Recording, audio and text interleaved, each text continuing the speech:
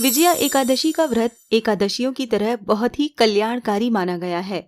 मान्यता है कि जो व्यक्ति विजया एकादशी का व्रत करता है उसे इस लोक में विजय प्राप्त होती है और उनका परलोक भी अक्षय बना रहता है। स्कंद पुराण में इस एकादशी की महिमा का वर्णन किया गया है।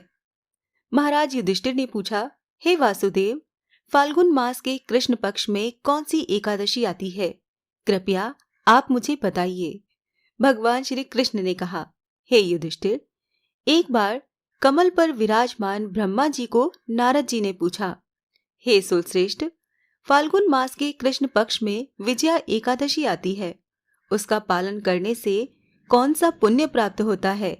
इसके बारे में आप मुझे बताइए। ब्रह्मा जी ने कहा, हे नारद, सुनो, मैं तुम्हें एक कथा सुनाता हूँ जो सब पापों का हरण करने वाली है। ये व्रत बहुत प्राचीन और पवित्र है। ये विजया एकादशी राजाओं को विजय प्रदान करने वाली है। बहुत पहले जब राजा रामचंद्र 14 वर्षों के लिए वन में गए थे तो पंचवटी में सीता और लक्ष्मण के साथ निवास कर रहे थे। वहां से रावण ने सीता हरण किया। इस दुख से उन्हें व्याकुलता हुई।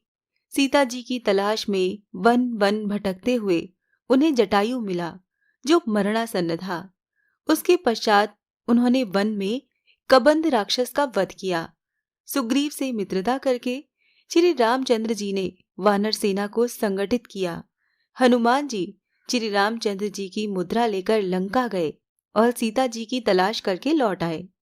वहां से लौटते ही लंका दहन के पश्चात सुग्रीव से अनुमति लेकर श्री रामचंद्र जी ने लंका जाना निश्चित किया। सागर तीर पर आने पर वो लक्ष्मण से कहने लगे, हे सुमित्रा नंदन, इस अगाध सागर में अनेक भयानक जीव जंतु हैं। इसे सुगमता से कैसे पार करें? कौन सा भी उपाय सूझ नहीं रहा है। तब लक्ष्मण ने कहा, महाराज, आप ही आदि देव और पुराण पुरुष पुरुषोत्तम हैं। आपसे कुछ भी छिपाना असंभव है। इस द्वीप में प्राचीन काल से बगदालव्य मुनि रहते हैं। पास में ही उनका आश्रम है। हे रघुनंदन, उन्हें इस समस्या का समाधान पूछते हैं। लक्ष्मण के कथनानुसार प्रभु रामचंद्र जी मुनिवर्य वक्लाधलव्य के पास मिलने उनके आश्रम में गए। उन्हें सादर प्रणाम किया। तब मुनिवर्य ने पहचाना कि यही परम पुरुषोत्तम श्री राम हैं। अत्यंत आनंद पूर्वक उन्होंने पूछा, श्री राम, आपका आगमन किस हेतु हुआ है? रामचंद्र जी ने कहा, हे मुनिवर, रावण का संहार करने मैं यहाँ आया हूँ। कृपा करके ये सागर पार करने का कोई उपाय बताएं। वक्दालव्य जी ने कहा, श्री राम, फाल्गुन मास के कृष्ण पक्ष की विजया एकादशी के पालन से विजय मिलती है। हे राजन, इस व्रत की विधि इस प्रकार है।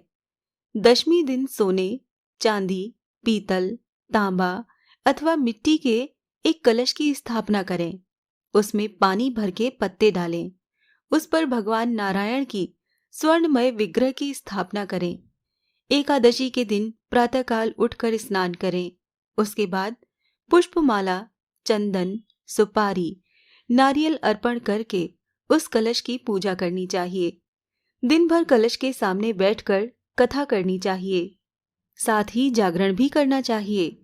घी का दीपक जलाने से व्रत की अखंड सिद्धि प्राप्त होती है। उसके पश्चात द्वादशी के दिन नदी या तालाब के किनारे उस कलश की विधिवत पूजा करके वो कलश ब्राह्मण को दान करना चाहिए। महाराज, कलश के साथ और भी बड़े बड़े दान करने चाहिए। श्री राम, आप इस व्रत का पालन कीजिए, इससे आपको विजय प्राप्त होगी। ब्रह्मा जी कहने लगे, हे नारद, मुनिवर के कहे अनुसार प्रभु श्री रामचंद्र जी ने विजया एकादशी का व्रत किया। उस व्रत के प्रभाव से श्री रामचंद्र जी विजयी हुए। हे पुत्र, इस व्रत के प्रभाव से मनुष्य को इस जीवन में विजय प्राप्त होती है और अक्षय परलोक प्राप्त होता है। भगवान श्री कृष्ण ने कहा, इस एकादशी का पालन करना चाहिए।